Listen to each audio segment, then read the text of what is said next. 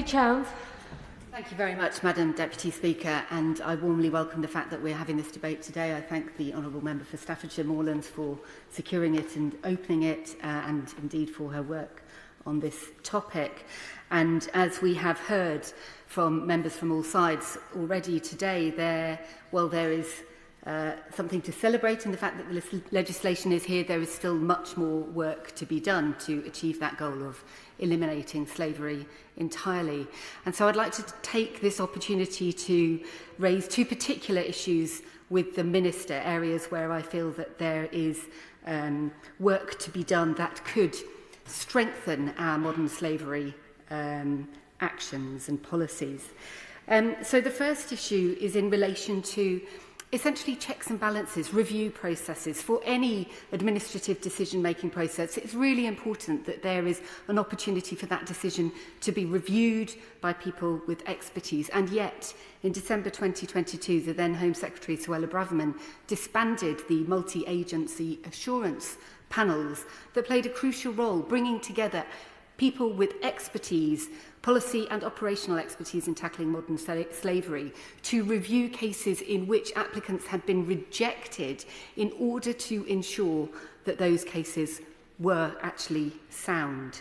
And I was shocked, actually surprised to read in the briefing that perhaps members all across the House have had from a coalition of dozens of organisations working on modern slavery, to read that 70% of reconsidered negative decisions were overturned. So there's clearly an issue here around the decision-making process, and clearly a vital role for review mechanisms such as the multi-agency assurance panels in checking that those decisions are sound. So I'd very much welcome the Minister responding on this particular point in her summing up, and perhaps saying whether the government will consider reinstating those important panels.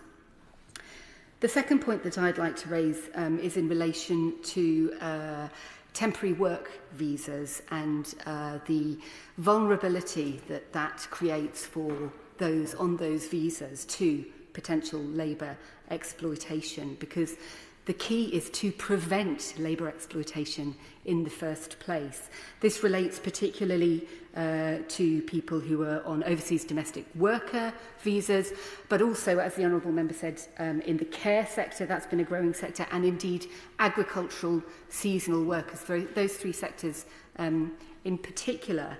And the core of this problem, it seems to me, is that when the temporary work visa is attached to the employer, there is such a strong disincentive for the employee to be able to come forward, to speak out, to report if there is labour exploitation, because they will suffer the punishment for doing so. And so that means that these problems remain hidden. It makes it so much more difficult for people to come forward.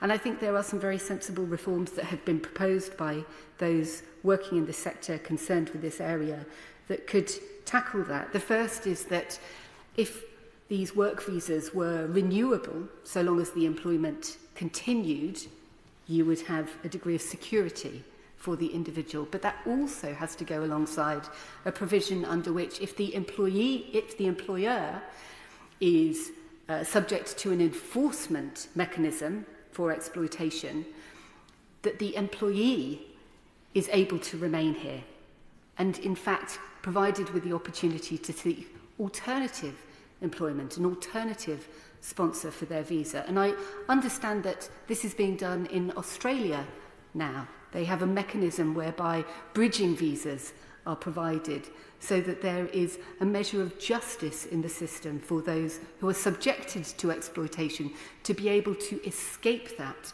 and find new employment with a non-exploitative employer.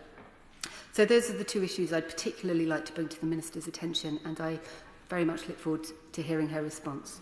Thank you.